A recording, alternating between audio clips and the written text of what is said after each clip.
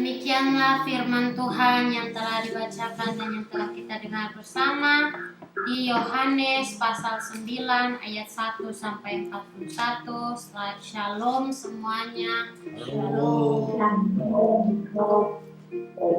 Puji Tuhan untuk firman hari ini yang begitu luar biasa, mempunyai pesan yang adalah kehendak Tuhan dalam kehidupan kita semua.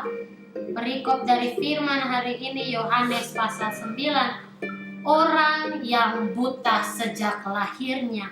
Bukan menceritakan tentang kisah kehidupannya, tetapi menceritakan tentang saat kuasa kemuliaan Tuhan Yesus Kristus terjadi dengan luar biasa dalam kehidupannya. Begitupun dalam kehidupan kita masing-masing. Waktu Tuhan tepat bagi kita, tidak pernah terlambat. Sama seperti orang yang buta sejak lahirnya ini. Bayangkan sejak lahir, mungkin saja ia hidup tanpa ada pengharapan, tetapi bukti bahwa ia masih bisa hidup adalah karena rencana Bapa baginya begitu luar biasa. Tepat pada waktunya Yesus Kristus datang menjadi pertolongan baginya. Dan inilah kisah kehidupannya yang menyatakan bukan kuat gagahnya dia, tetapi menyatakan kuasa kemuliaan Tuhan sungguh luar biasa bagi mereka yang membuka hati terhadap apa yang Tuhan Yesus firmankan. Itu yang Tuhan ingatkan bagi kita dari awal, agar kita mengingat selalu bahwa dalam segala perkara yang terjadi dalam kehidupan kita, Tuhan menyediakan jalan keluar, dan tepat pada waktunya pertolongannya dinyatakannya dengan begitu luar biasa, karena itulah kemuliaan kuasanya. Di ayat 1 menyatakan waktu Yesus sedang lewat, ia melihat seorang yang buta sejak lahirnya. Dan yang Tuhan mengingatkan di sini ayat 1 ini, Yesus sedang lewat, ia melihat itu bukan kebetulan, tetapi karena kuasa Bapa di surga membawa orang buta yang sejak lahirnya ini datang dilihat oleh Yesus Kristus, mengingatkan bagi kita bahwa kita pun masing-masing diperhatikan oleh Tuhan. Bukan dalam kesempatan lalu Tuhan melihat kita, tetapi dalam setiap detik Tuhan Yesus memperhatikan seluruh kehidupan kita. Dan ia melihat dan mengetahui apakah kita datang ke dalam hadiratnya dengan ucapan syukur, dengan iman dan dengan pengharapan, ataukah hanya sekedar datang, masuk lalu pergi begitu saja. Dan Tuhan mengingatkan untuk kita semua, dalam dunia ini tidak ada yang namanya kebetulan. Semua adalah rencana Bapa di surga. Kuasa Yesus Kristus yang menyatakan kuasa kemuliaannya begitu luar biasa. Di ayat 2 mengatakan, murid-muridnya berkata kepadanya, Rabi, siapakah yang berbuat dosa? Orang ini sendiri atau orang tuanya, sehingga ia dilahirkan buta? Dan di situ Tuhan mengingatkan seperti yang tertulis di dalam Mazmur pasal 107 ayat 17 mengatakan ada orang-orang menjadi sakit oleh sebab kelakuan mereka yang berdosa dan disiksa oleh sebab kesalahan-kesalahan mereka. Dan di situ pun mungkin murid-murid Tuhan Yesus, mereka berpikir bahwa yang berbuat dosa adalah dia sendiri atau mungkin orang tuanya sehingga ia dilahirkan buta. Jika mau dilihat pun itu adalah sangat sedih, kasihan sekali. Tetapi ternyata jawab Tuhan Yesus bukan dirinya yang berdosa, bukan orang tuanya yang berdosa, tetapi jawab Yesus bukan dia dan bukan juga orang tuanya. Dan kata-kata selanjutnya yang Tuhan Yesus katakan begitu luar biasa, karena yang tidak terduga, yang tidak dipikirkan, tetapi karena pekerjaan Allah harus dinyatakan di dalam dia. Padahal Tuhan Yesus baru ketemu dengan seorang yang buta sejak lahirnya ini. Kalau mau dilihat apa yang akan dilakukannya, apa yang bisa dilakukannya jikalau ia buta sejak lahir. Tetapi ternyata Tuhan Yesus menyatakan karena pekerjaan Allah harus dinyatakan di dalam dia. Karena firman tertulis bahwa Tuhan memilih yang lemah, yang disampingkan, yang tidak dipentingkan. Tuhan memilih mereka itu untuk menyatakan kekuatan kuasanya, untuk menggagalkan, untuk mempermalukan mereka yang menganggap diri kuat, mereka yang menganggap diri bisa. Itu yang Tuhan Yesus mengingatkan untuk kita semua.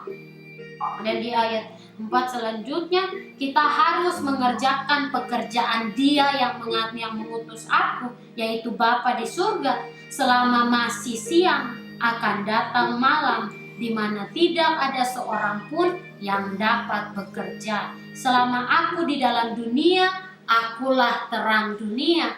Maka yang Tuhan mau ingatkan dari ayat 4 dan 5 ini, bahwa carilah Tuhan selama Ia masih berkenan untuk ditemui.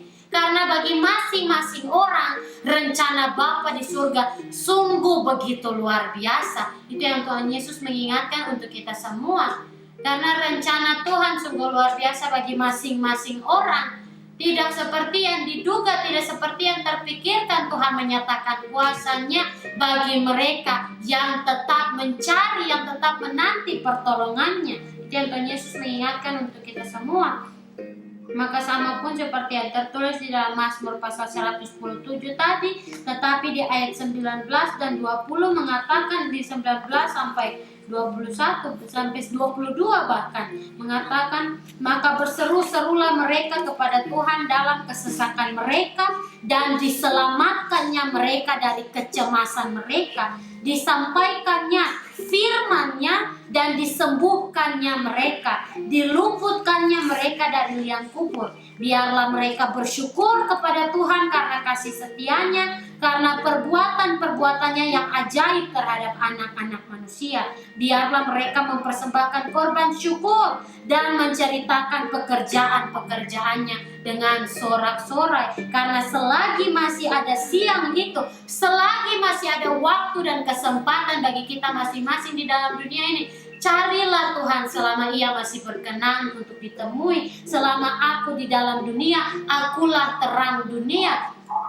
Dan itu mengingatkan bagi kita tentang waktu dan kesempatan yang Bapa masih izinkan ada bagi masing-masing kita, agar kita tetap hidup dalam firman Tuhan, dan firman Tuhan hidup di dalam kita, agar itu menjadi pelita bagi kita. Itu yang Tuhan Yesus mengingatkan untuk kita semua, agar kita tidak hilang dalam kegelapan dunia, kita tidak tersesat dan tidak mengikuti apa yang Tuhan mau, tetapi kita mengikuti terang yang Tuhan berikan, agar kita tahu bahwa jalan yang kita ambil adalah yang seperti yang Tuhan mau, seperti yang Tuhan Yesus ajarkan di Lukas pasal 11 ayat 33 sampai 36 dengan perikop pelita tubuh. Tidak seorang pun yang menyalakan pelita lalu meletakkannya di kolong rumah atau di bawah gantang, melainkan di atas kaki dian, supaya semua orang yang masuk dapat melihat cahayanya.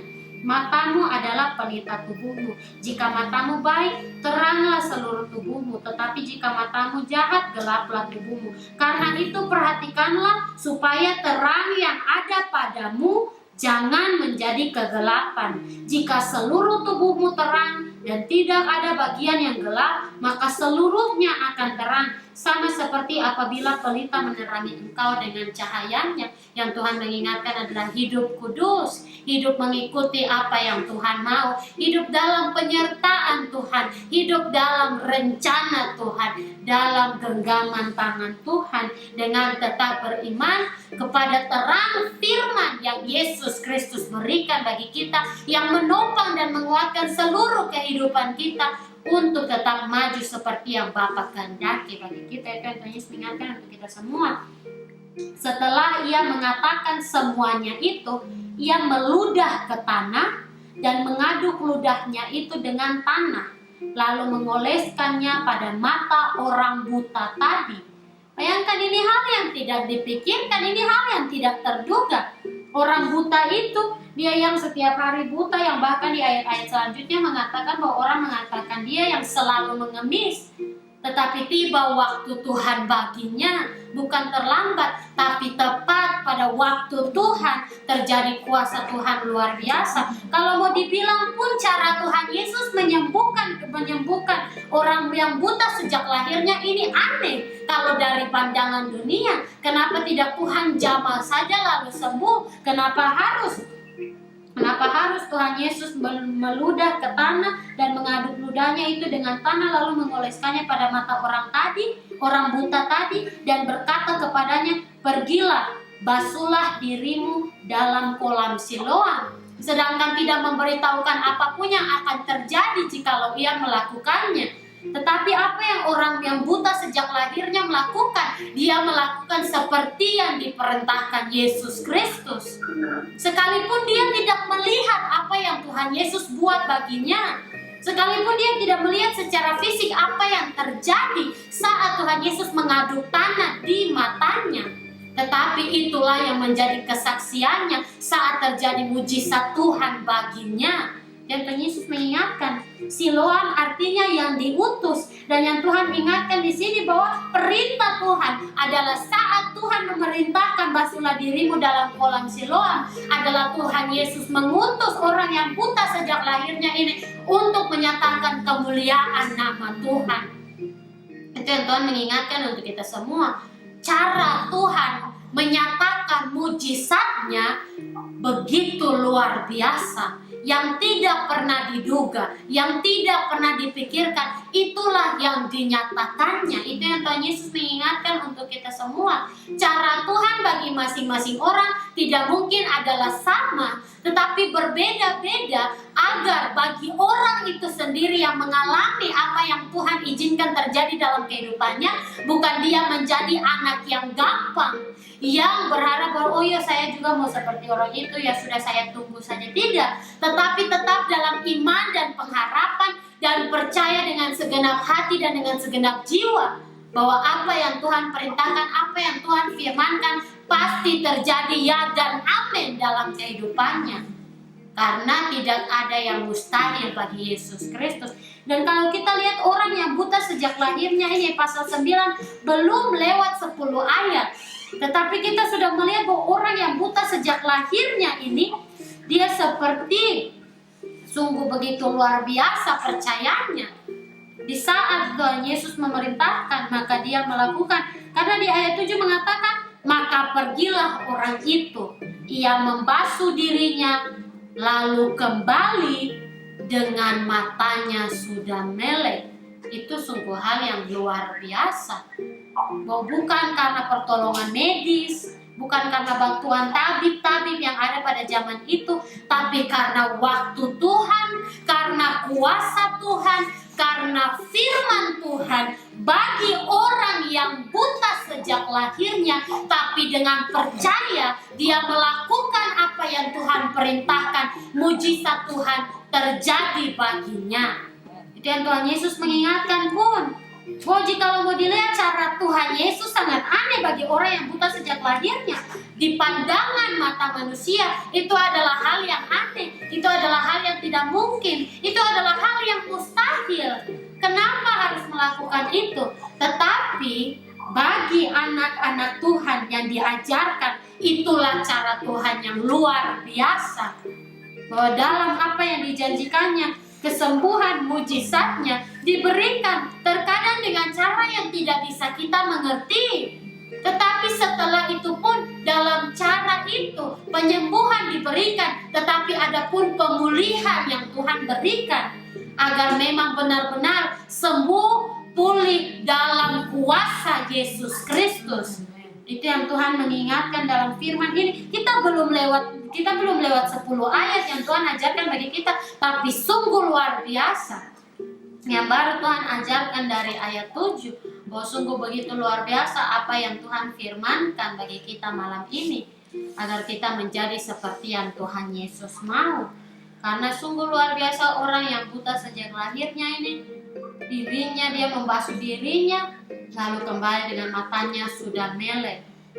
Tetapi tetangga-tetangganya dan mereka yang dahulu mengenalnya sebagai pengemis, yang melihat membandingkannya dengan kehidupan yang lamanya, dengan kehidupan yang dulunya.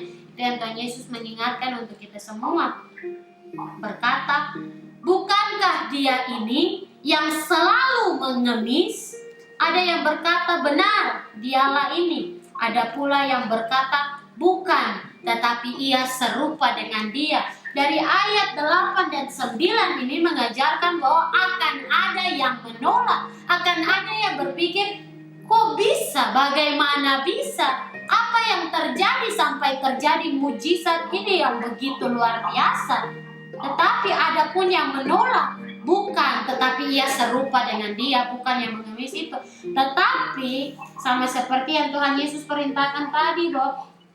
Pergilah basuhlah dirimu dalam kolam Siloam, yang Siloam artinya yang diutus. Bahwa di situ pun telah terjadi tugas yang Tuhan Yesus berikan baginya, bukan secara langsung dikatakan, tetapi dalam tuntunan Roh Kudus diberikan dalam hatinya. Bahwa orang itu sendiri berkata, benar, akulah itu. Dia tidak malu. Dia tidak malu bahwa dibandingkan dulunya, ini bukannya dulu yang pengemis itu, yang buta sejak lahirnya itu, yang tidak bisa apa-apa selain mengemis itu. Tetapi dia tidak dengan malu. Dia mengatakan, benar, akulah itu. Selanjutnya kata mereka kepadanya, bagaimana matamu menjadi melek? Dan itu yang Tuhan Yesus ingatkan untuk kita semua, bahwa orang-orang ini pun tetangga-tetangganya, mereka yang dahulu mengenalnya sebagai pengemis, pasti ada pun beberapa di antara mereka yang menyindir, yang mengejek, yang menertawai. Itu yang Tuhan Yesus ingatkan untuk kita semua, agar kita menjadi seperti yang Tuhan kehendaki. Itu yang Tuhan mau, supaya kita tetap menjadi kuat di dalam Tuhan. Itu yang Tuhan Yesus mengingatkan bagi kita.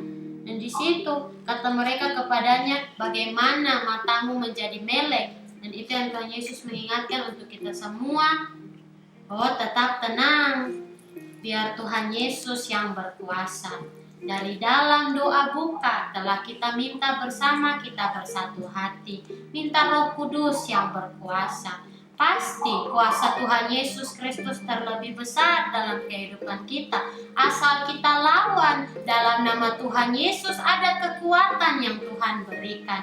Penguasaan diri, ketenangan, dan damai sejahtera. Agar apapun yang terjadi kita tetap tenang dan kita beriman Tuhan Yesus yang berkuasa. Roh setan iblis apapun itu tidak berkuasa apapun, mau datang dalam cara bentuk apapun, kalau kita bimbang, kalau kita gugup, pasti kita akan kalah. Tapi kalau kita tetap beriman, kita tetap berharap, kita yakin Yesus Kristus yang berkuasa, maka siapakah lawan kita? Itu menjadi kekuatan bagi kita supaya kita tetap maju seperti yang Tuhan mau, berada di dalam hadirat Tuhan, mendengarkan firman-Nya, menjadi perisai bagi kita, karena kita tahu tidak ada yang mustahil bagi Tuhan. Asal kita tetap setia, asal kita beriman, percaya, Tuhan Yesus yang akan berperang bagi kita, Tuhan Yesus yang akan bertindak bagi kita. Yang Tuhan mau kita berdiam diri dengan tenang, dengan ucapan syukur di dalam iman, percaya tidak ada yang mustahil bagi Tuhan Yesus Kristus. Kemenangan pasti Tuhan berikan dalam peperangan apapun yang terjadi, melawan apapun itu. Percaya ada Tuhan yang menjaga, ada Tuhan yang melindungi. Itu yang Tuhan mengingatkan bagi kita semua. Dan di situ mereka berkata kepadanya, bagaimana matamu menjadi melek? Jawabnya, orang yang disebut Yesus itu mengaduk tanah, mengoleskannya pada mataku dan berkata kepadaku, pergilah ke Siloam dan basuhlah dirimu. Lalu aku pergi, dan setelah aku membasuh diriku, aku dapat melihat. Jikalau mau dibilang dari pandangan mata dunia, bisa orang menertawakan apa yang dikatakannya. Masa sih kamu percaya dengan hal itu? Tetapi tidak terjadi, mereka menertawakannya karena mereka melihat sendiri bukti nyata bahwa matanya sembuh, ia bisa melihat karena kuasa Yesus Kristus terjadi dalam kehidupannya. Itu yang Tuhan mengingatkan untuk kita semua, bahwa kata-kata orang-orang yang mengejek, kata-kata orang-orang yang menolak kuasa Tuhan, saat kita tetap percaya, saat kita tetap beriman, mujizat Tuhan pasti terjadi. Dan mulut mereka yang berkata-kata, mengata-ngatai dengan ejekan, akan dibungkam, akan terdiam, karena mereka melihat sendiri kuasa Tuhan terjadi secara nyata luar biasa. Dan orang buta yang sejak lahirnya ini baru bertemu dengan Yesus Kristus, belum pernah melihatnya karena matanya yang buta sejak lahir, tapi dia memilih percaya untuk pergi dan membasuh dirinya setelah matanya dioleskan oleh Yesus Kristus dengan tanah. Bahkan dia pun tidak tahu apa yang dibuat Tuhan Yesus dalam tanah yang diaduk Tuhan Yesus. mengoleskannya pada mataku dan berkata kepadaku, pergilah ke Siloam dan basuhlah dirimu. Lalu aku pergi dan setelah aku membasuh diriku, aku dapat melihat. Tidak ada kata tambah-tambah, tidak ada kata kurang-kurang. Dia menyatakan bersaksi tepat seperti yang dialaminya, tepat seperti yang terjadi baginya.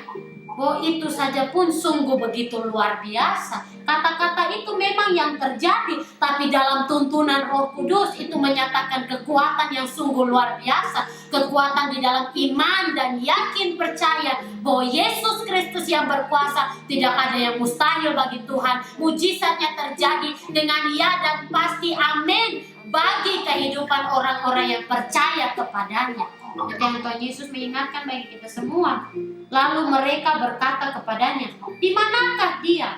Jawabnya, aku tidak tahu. Begitupun dalam kehidupan kita masing-masing, pergumulan yang kita alami, kesusahan dalam keluarga kita maupun pribadi kita masing-masing, ataupun penyakit yang terjadi bagi kita, kita yakin dan percaya bahwa ada Bapa kita yang ada di surga yang selalu menyiapkan apa yang kita perlukan.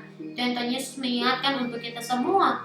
Tuhan Yesus pun mengajarkan bahwa berbahagialah mereka yang percaya namun tidak melihat. Karena dengan begitu mereka bertumbuh di dalam iman dan pengharapan, di dalam yakin dan percaya bahwa kuasa Yesus Kristus yang terjadi menyembuhkan, memulihkan kehidupan mereka. Itu yang Tuhan Yesus mengingatkan untuk kita semua.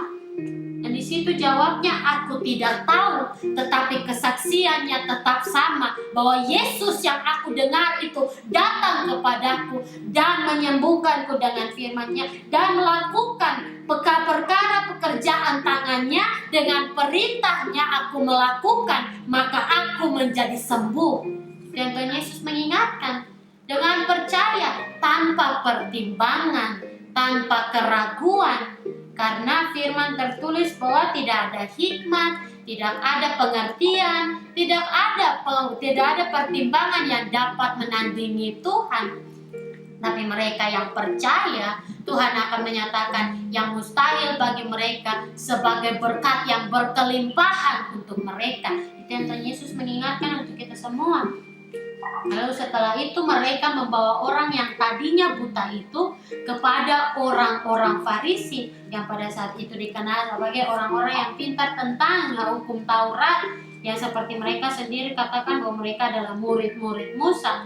Dan di situ selanjutnya, adapun hari waktu Yesus mengaduk tanah dan memelekan mata orang itu adalah hari Sabat. Kenapa ini penting? Karena nantinya ada pertentangan di mana itulah hari Sabat, dia tidak memelihara hari Sabat. Tetapi yang Tuhan mau mengingatkan dari ayat 14 ini pun, bahwa hari di mana pertolongan Tuhan terjadi itu sangatlah kudus, sangatlah mulia rencananya. Telah direncanakannya apa yang akan terjadi, bahkan dinyatakannya bagi mereka yang percaya sebelum itu terjadi, agar mereka tetap berada di dalam iman dan pengharapan untuk menantikan pertolongan Tuhan itu terjadi tepat pada waktunya. Hari Sabat adalah hari kudus untuk Allah. Maka yang terjadi bagi orang yang buta sejak lahirnya adalah waktu Tuhan sungguh begitu luar biasa baginya. Dalam hari kudus dinyatakan kuasa kemuliaan Tuhan baginya. Itu pun mengingatkan bagi kita bahwa bukan berarti mujizat Tuhan hanya tersedia pada hari Sabat, hari Minggu saja, tidak. Tetapi tepat pada waktu yang Tuhan tetapkan. Waktunya kudus bagi mereka yang adalah orang-orang yang mengasihinya. Itu yang Tuhan Yesus mengingatkan untuk kita semua. Dan setelah itu, karena itu orang-orang Farisi pun bertanya kepadanya, bagaimana matanya menjadi melek. Ini yang kedua kalinya ditanyakan kepada orang yang buta sejak lahirnya itu, bagaimana matanya bisa sembuh. Jawabnya, ia mengoleskan adukan tanah pada mataku, lalu aku membasuh diriku, dan sekarang aku dapat melihat. Dan Tuhan Yesus mengingatkan untuk kita semua bahwa dia bukan berbangga pada kekuatannya sendiri, bahwa itu karena dia, tetapi pada awal katanya dia mengatakan iya.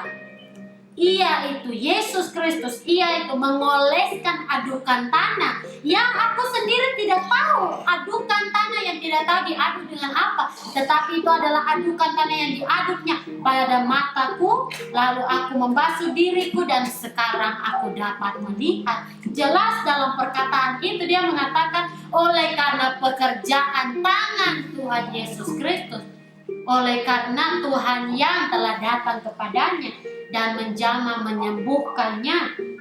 Maka kata sebagian orang-orang Farisi itu, orang ini tidak datang dari Allah, sebab ia tidak memelihara hari Sabat. Sebagian pula berkata, bagaimanakah seorang berdosa dapat membuat mujizat yang demikian? Maka timbullah pertentangan di antara mereka. Dan yang Tuhan mengingatkan dari kata pertentangan ini pun seperti yang tertulis di dalam Titus pasal 3 ayat 8 sampai ayat 11 mengatakan, perkataan ini benar dan aku mau supaya engkau dengan yakin menguatkannya, agar mereka yang sudah percaya kepada Allah sungguh-sungguh berusaha melakukan pekerjaan yang baik. Itulah yang baik dan berguna bagi manusia. Tetapi hindarilah persoalan yang dicari-cari dan bodoh, persoalan silsilah, percekcokan dan pertengkaran mengenai hukum Taurat, karena semua itu tidak berguna dan sia-sia belaka. Seorang bidat yang sudah 1-2 kali kau nasihati, hendaklah engkau jauhi. Engkau tahu bahwa orang yang semacam itu benar-benar sesat dan dengan dosanya menghukum dirinya sendiri. Dan firman yang Tuhan ingatkan bagi kita di Titus pasal 3 ayat 8 sampai 11 ini mengingatkan bagi kita bahwa perkataan ini benar, bahwa pekerjaan tangan Tuhan Yesus Kristus luar biasa terjadi dengan indah dan mulia bagi mereka yang tetap memilih untuk percaya. Dan itu mengingatkan bahwa aku mau supaya engkau dengan yakin menguatkannya, yaitu telah ada kisah bukti nyata bahwa Yesus Kristus menyembuhkan.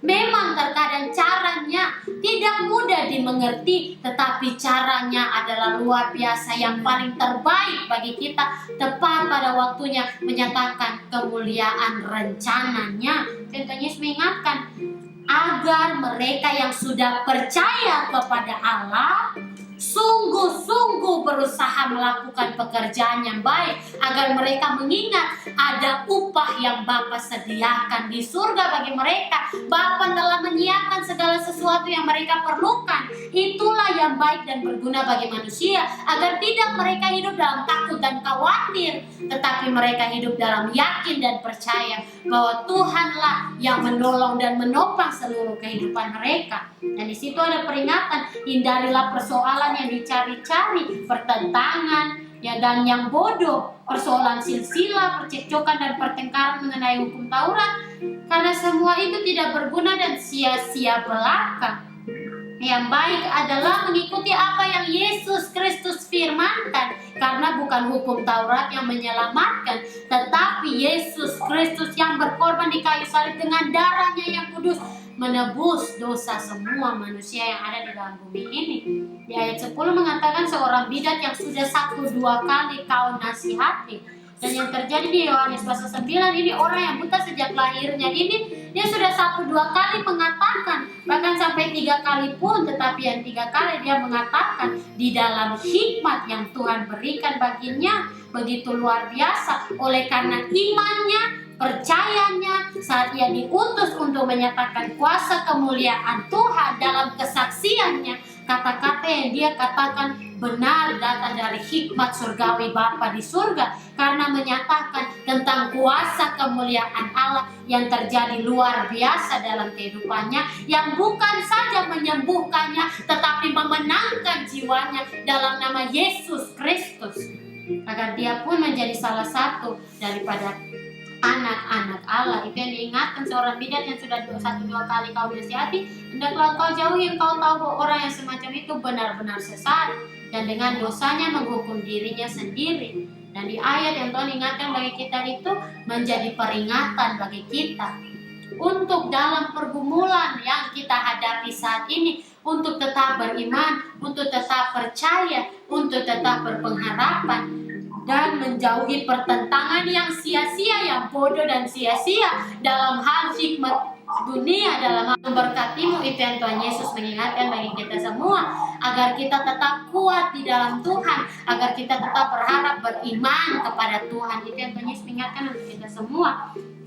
Lalu setelah itu ayat 17, lalu kata mereka pula kepada orang buta itu, dan engkau, apakah katamu tentang dia, karena ia telah memelekkan matamu?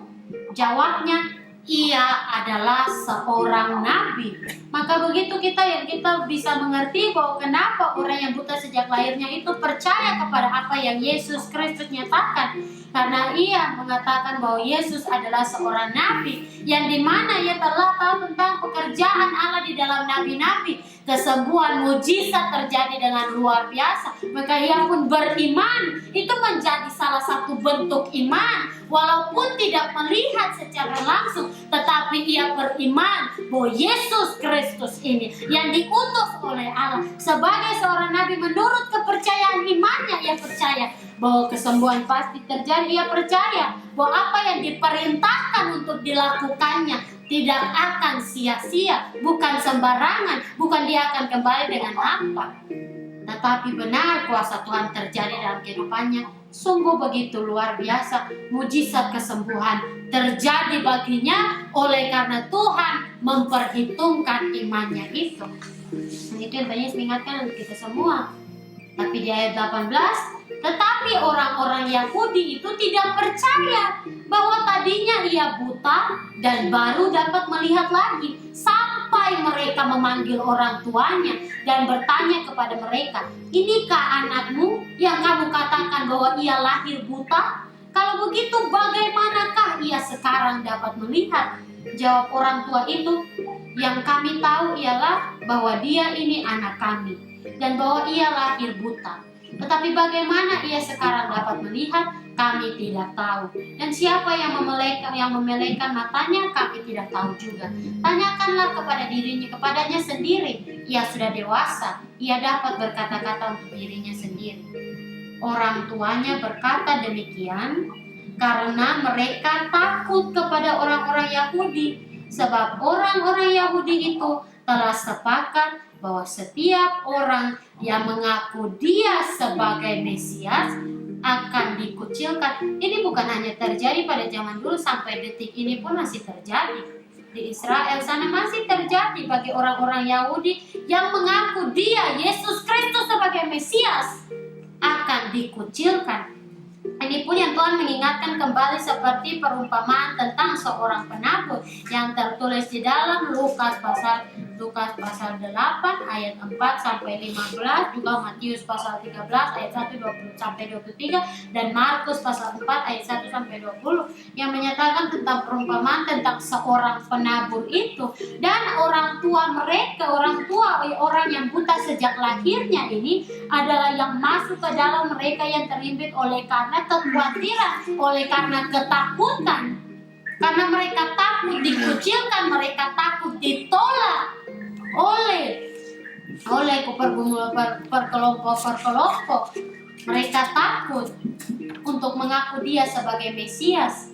Itulah sebabnya maka orang tuanya berkata, ia telah dewasa, tanyakanlah kepadanya sendiri.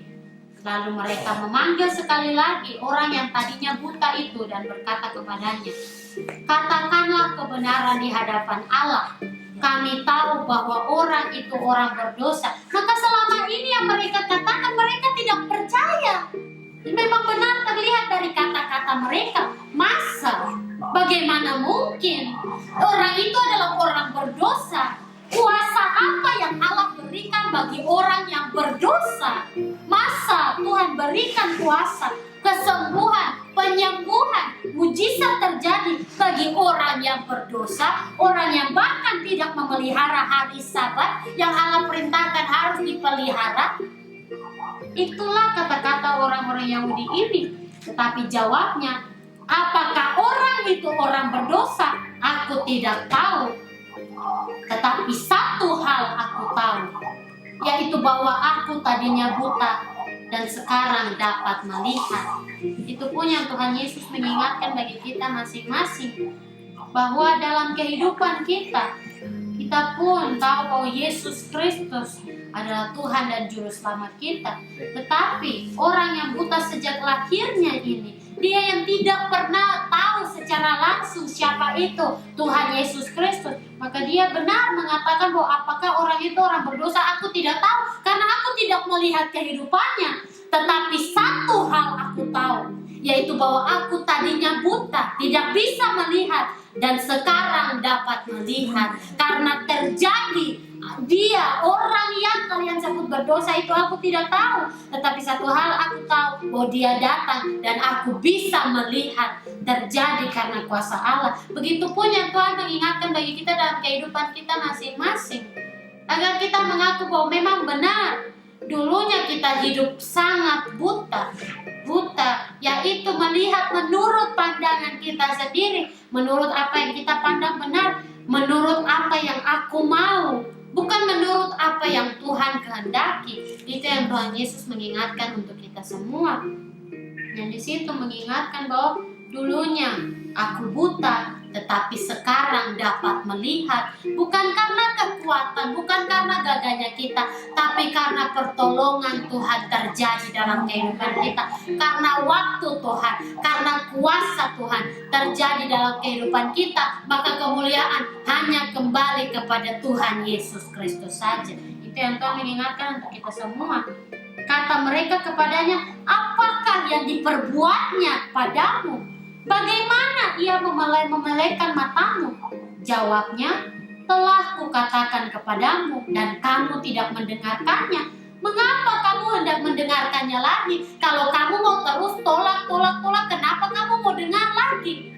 Tetapi aku tidak menolaknya, karena itu yang memang terjadi dalam kehidupanku, bahwa kuasa Tuhan terjadi untuk menjadi pertolongan dalam kehidupanku. Itu pun yang Tuhan mau ingatkan bagi kita, keberanian dalam mengaku bahwa Yesus Kristuslah yang berkuasa. Sekalipun banyak yang menolak, sekalipun banyak yang meragukan, sekalipun banyak yang menertawakan, mengejek, tetapi kita bukan hidup mencari hormat di mata manusia. Itu yang Tuhan mengingatkan untuk kita semua. Dalam penantian mujizat Tuhan, Tuhan tidak berfirman carilah hormat di mata manusia, tidak. Tapi Tuhan nyatakan tetaplah beriman, berbahagialah mereka yang percaya karena tidak melihat. Dan Tuhan Yesus mengingatkan untuk kita semua, karena dengan begitu mereka memang benar berjuang untuk menjadi pemenang dalam Yesus Kristus. Itu yang Tuhan ingatkan bagi kita. Dan di situ dia berkata, barangkali kamu mau menjadi muridnya juga, karena kamu mau mendengarkan lagi, kamu mau menjadi muridnya juga. Tapi di ayat 28, dan bisa dilihat dari kata-kata mereka menjawab dengan kesombongan, mereka menjawab dengan tinggi hati, seakan-akan bahwa mereka yang mempunyai hikmat lebih. Mereka tahu hukum Taurat, mereka tahu apa yang harus dilakukan, mereka tahu siapa itu Allah. Dan Tuhan Yesus mengingatkan untuk kita semua. Dan di ayat 28 mengatakan, sambil mengejek mereka berkata kepadanya, engkau murid orang itu, tetapi kami murid-murid Musa. Kami tahu bahwa Allah telah berfirman kepada Musa, tetapi tentang dia itu kami tidak tahu dari mana ia datang. Padahal di dalam kitab Yesaya pasal 53 mengatakan dengan jelas, kedatangan juru selamat, hamba Tuhan yang menderita adalah perikop daripada ayat 13 sampai pada ayat 15, sampai lanjut pasal 53 ayat 1 sampai 12 pun. Itu yang Tuhan mengingatkan untuk kita semua. Bahkan di Yesaya pasal 49 sampai 55 menyatakan tentang hamba Tuhan sebagai terang di tengah-tengah segala bangsa, bahwa Sion dipulihkan, kata-kata penghibur untuk Sion, ketaatan hamba Tuhan menyelamatkan Sion, hamba Tuhan yang menderita. Tetapi yang paling jelas terdapat di dalam Yesaya pasal 53 itu ayat 1 sampai 12. Siapakah yang percaya kepada berita yang kami dengar? Dan kepada siapakah tangan kekuasaan Tuhan dinyatakan? Jelas di dalam Yohanes pasal 9, bagi mereka yang mengaku diri buta, yaitu yang mengaku bahwa bukan dengan kekuatan mereka sendiri, bukan karena kekuatan mereka, bukan karena hikmat mereka, tapi karena Tuhan. Tetapi mereka saat menyatakan kesaksian kehidupan mereka, siapakah yang percaya kepada berita yang kami dengar? Dan memang benar, seperti orang yang buta sejak lahirnya, ia satu orang saja. Dia satu orang yang mengalami hal ini, tetapi dengan percaya diri, dengan berani, tidak takut akan dikucilkan, dia menyatakan, Yesus itu datang dan mengoleskan mataku dengan adukan tanah, maka aku melihat sekarang. Dan itu suatu kesaksian yang luar biasa. Pada pasal Yesaya pasal 53 selanjutnya pun ia di ayat 3 mengatakan, ia dihina dan dihindari orang, seorang yang penuh kesengsaraan dan yang biasa menderita kesakitan. Ia sangat dihina sehingga orang menutup mukanya terhadap dia, dan bagi kita pun dia tidak masuk hitungan. Tetapi sesungguhnya penyakit kitalah yang ditanggungnya, dan kesengsaraan kita yang dipikulnya. Padahal kita mengira dia kena tulah, dipukul dan ditindas Allah, tetapi dia tertikam oleh karena pemberontakan kita, dia diremukkan oleh karena kejahatan kita. Ganjaran yang mendatangkan keselamatan bagi kita ditimpakan kepadanya, dan oleh bilur-bilurnya kita menjadi sembuh. Itu yang Tuhan Yesus ingatkan untuk kita semua. Kuasa Yesus Kristus yang terjadi. Yesus Kristus Tuhan dan Juru Selamat, Anak Tunggal Allah. Tetapi seperti yang tertulis di dalam Yesaya pasal 53 itu pun, yang menyatakan bahwa sang hamba Tuhan yang Tuhan utus, dia dianiaya tetapi dia membiarkan diri ditindas di ayat 7, dan tidak membuka mulutnya seperti anak domba yang dibawa ke pembantaian. Seperti induk domba yang keluh di depan orang-orang yang menggunting bulunya, ia tidak membuka mulutnya. Karena memang benar, seperti yang dinyatakan Tuhan Yesus sebelumnya pun di dalam Yohanes pasal 8 ayat 49 sampai 50, aku tidak kerasukan setan, tetapi aku menghormati Bapakku dan kamu tidak menghormati aku. Tetapi aku tidak mencari hormat bagiku, ada satu yang mencarinya, dan dia juga yang menghakimi, yaitu Bapa di surga. Itu yang Tuhan mengingatkan untuk kita semua, bahwa Tuhan Yesus Kristus saja pun hidup di dalam kerendahan hati. Bahkan di firman saja pun tertulis, oleh karena yang merendahkan diri, itu mengapa Allah sangat meninggikan, memuliakannya, untuk menyatakan kuasa kemuliaan Allah terjadi luar biasa lewat Anak Tunggal Allah Yesus Kristus Tuhan dan Juru Selamat kita, bagi mereka yang percaya dalam kuasa yang terdapat dalam namanya yang kudus. Itu yang Tuhan Yesus mau mengingatkan bagi kita semua.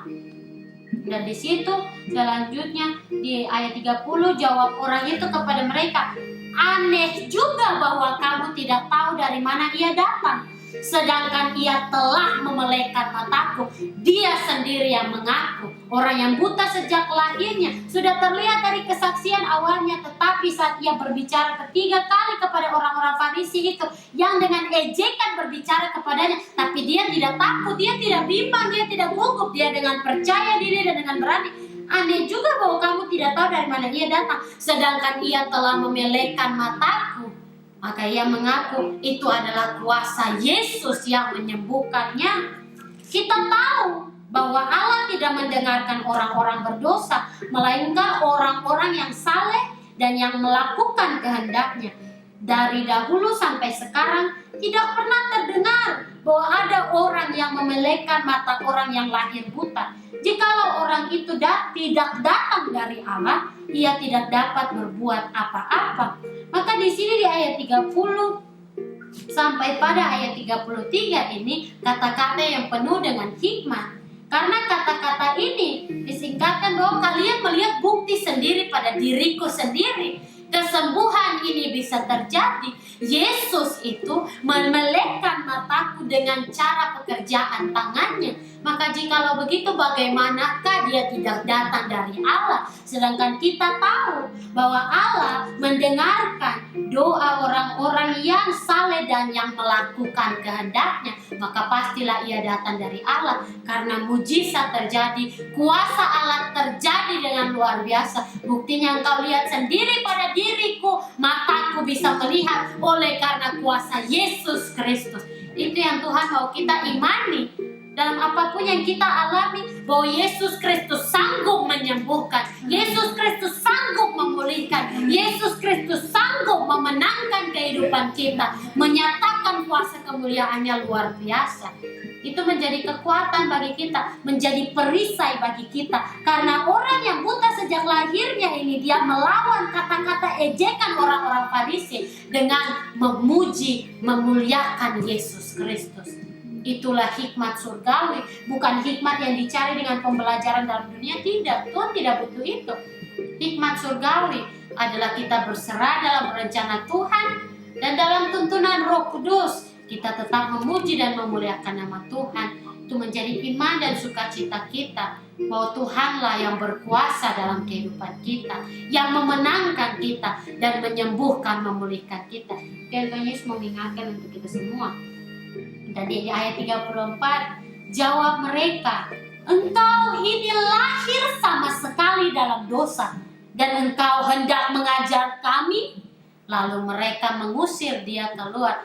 Jelas mereka tidak bisa melawan kata apa-apa, karena orang yang buta sejak lahirnya bukan mengatakan kata ejekan kembali kepada mereka, tidak, tetapi dia mengatakan kebenaran. Dia mengatakan apa yang Allah firmankan, bahwa Allah mendengarkan orang yang saleh dan yang melakukan kehendaknya. Dan kita tahu bahwa mujizat terjadi karena kuasa Allah. Maka jikalau begitu, Yesus yang datang kepadaku dan menyembuhkan aku, bagaimanakah mungkin dia tidak datang dari Allah?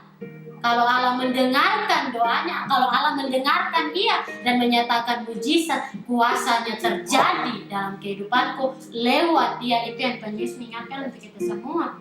Maka itu yang Tuhan ingatkan, bahwa bagi orang-orang yang mengejek kita, menertawai kita, meragukan kuasa Tuhan yang dijanjikan terjadi dalam kehidupan kita, jangan takut, jangan khawatir. Karena Tuhan Yesus pun tidak datang di dalam dunia bukan untuk cari hormat di mata manusia, bukan untuk cari hormat untuk dirinya sendiri, tetapi untuk Bapa yang ada di surga. Begitupun Tuhan mengingatkan, tetap berpegang teguh di dalam yakin, percaya, iman, pengharapan. Tuhan yang akan membawa kemenangan, Tuhan yang akan bertindak dan akan membuat mereka yang berkata dengan tinggi hati, dengan ejekan, mulut mereka akan berdiam, karena mereka akan melihat sendiri kuasa Tuhan yang terjadi.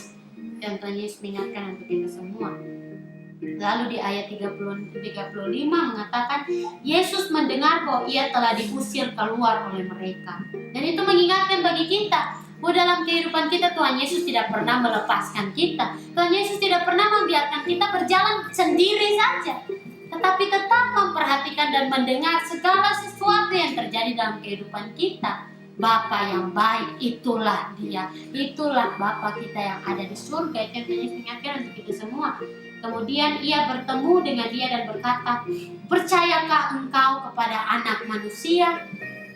Orang yang buta mengatakan, kenapa Tuhan Yesus datang kepadanya dan mengatakan hal itu?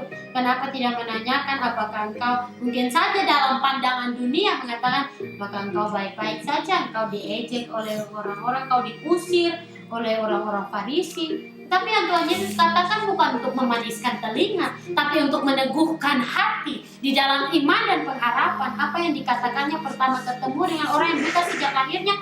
Percayakah engkau kepada Anak Manusia? Lalu jawabnya, siapakah dia Tuhan, supaya aku percaya kepadanya? Dan di sini siapakah dia Tuhan ini bisa mempunyai dua arti. Bahwa arti yang pertama adalah tentang menunjuk kepada Yesus Kristus yang adalah Tuhan. Yang kedua adalah menanyakan apakah ia Tuhan, siapakah dia Tuhan, supaya aku percaya kepadanya. Tetapi jelas bahwa di sini adalah yang arti pertama, bahwa dengan percaya orang yang buta sejak lahirnya itu yang mengatakan kepada Yesus, siapakah dia Tuhan, supaya aku percaya kepadanya. Siapakah Anak Manusia itu Tuhan, supaya aku percaya kepadanya. Kata Yesus kepadanya, engkau bukan saja melihat dia, tetapi dia yang sedang berkata-kata dengan engkau, dialah itu. Katanya, aku percaya Tuhan. Lalu ia sujud menyembahnya. Itu iman. Itu percaya kepada Tuhan. Karena sampai pada waktu Tuhan mendapatinya kembali, ia tetap setia dalam komitmen awalnya bahwa Yesus yang menyembuhkannya. Maka ia percaya kepada Yesus Kristus. Apalagi Tuhan telah menyatakan, engkau bukan saja melihat dia anak manusia, tetapi dia yang sedang berkata-kata dengan engkau. Dialah itu, aku percaya Tuhan. Dia beriman saat itu juga. Dia dimenangkan dalam nama Yesus Kristus. Dan Tuhan mengingatkan untuk kita semua. Lalu ia sujud menyembahnya.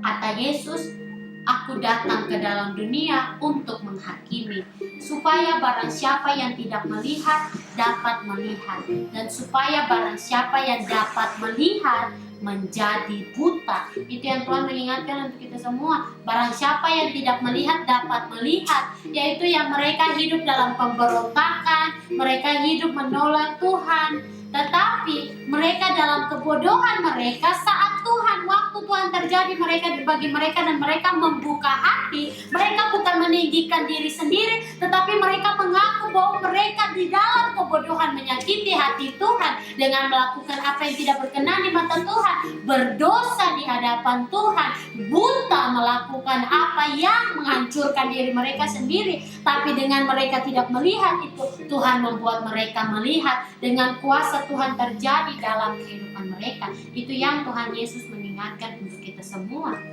Tetapi supaya barang siapa yang dapat melihat menjadi buta, agar dia diselamatkan di dalam pengakuan percaya iman kepada Yesus Kristus. Hanya Tuhan Yesuslah yang berkuasa. Itu yang Tuhan mengingatkan untuk kita semua, bahwa agar mereka menjadi buta, agar mereka melihat apa yang Tuhan jadikan nyata adalah yang memang mustahil bagi manusia, tetapi tidak mustahil bagi Tuhan Yesus Kristus. Itu yang Tuhan mengingatkan untuk kita semua, bahwa kuasa tangan Tuhan begitu sungguh luar biasa terjadi bagi mereka yang tetap percaya, bagi mereka yang tetap berada di dalam hadirat Tuhan dan tetap menjadi seperti yang Tuhan mau. Itu yang Tuhan Yesus mengingatkan untuk kita semua masing-masing saat ini, agar kita tetap kuat seperti yang Tuhan mau. Itu yang Tuhan mengingatkan, agar kita tetap menjadi seperti yang Tuhan kehendaki. Itu yang Tuhan mengingatkan untuk kita semua. Dan di situ di ayat 39 mengatakan, aku datang ke dalam dunia untuk menghakimi. Yehezkiel, yang Tuhan ingatkan, Yehezkiel pasal 34 ayat 1 sampai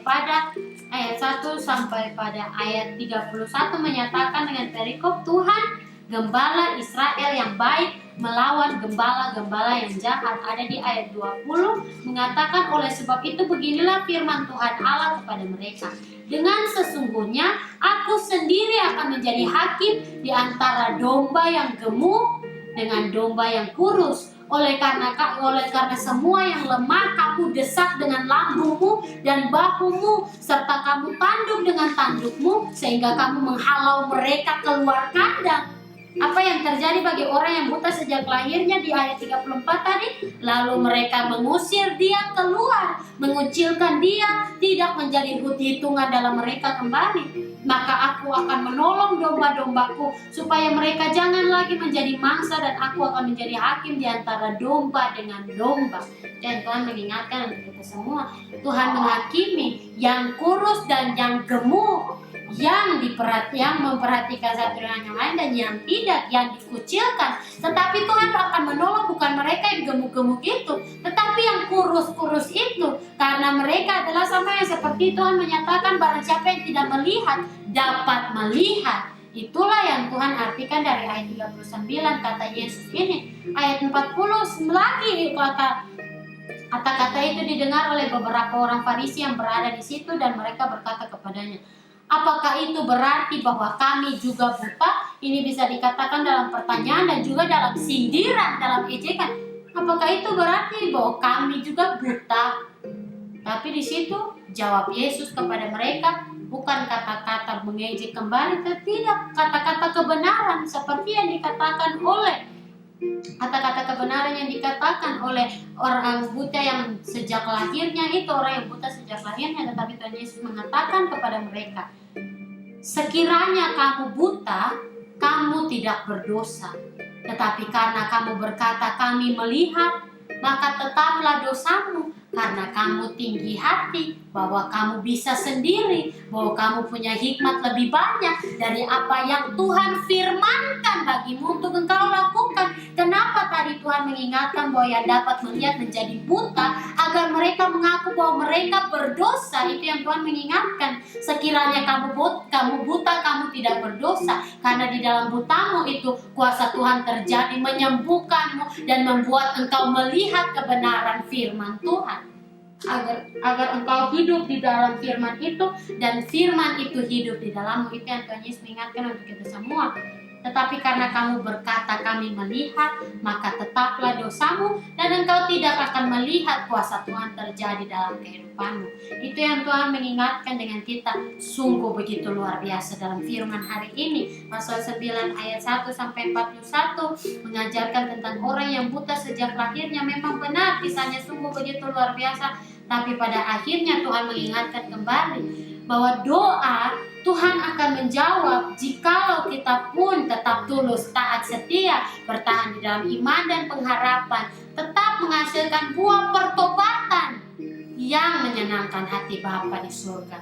Maka kiranya firman hari ini menguatkan kita melalui pergumulan apapun dalam kehidupan kita. Dengan yakin dan percaya tidak ada yang mustahil bagi Tuhan. Janjinya adalah tetap ya dan amin bagi mereka yang percaya, dan akan dinyatakan tepat pada waktunya. Karena hikmat, pengertian, pertimbangan manusia tidak akan menggagalkan rencana Tuhan, tidak menandingi kuasa Tuhan. Orang yang mengejek, orang yang menertawakan janji Tuhan bagi kita, asal kita tetap setia, mereka yang akan terdiam, karena kuasa Tuhan pasti akan terjadi. Itu yang Tuhan Yesus ingatkan untuk kita semua. Maka kiranya kita pun tetap berharap kepada Tuhan, seperti domba-domba yang mengikuti dengan taat apa yang gembalanya perintahkan, apa yang gembalanya tuntun. Mereka mengikuti jalan yang dituntunnya. Itu yang Tuhan Yesus ingatkan untuk kita, agar kita pun tetap berjalan sesuai dengan yang Tuhan mau, tetap maju, mengerjakan keselamatan, untuk tetap maju dalam perlombaan iman yang wajib bagi masing-masing kita. Tuhan Yesus Kristus memberkati kita sampai waktu Tuhan Yesus datang kembali ke dunia untuk yang kedua kali. Amin. Amin.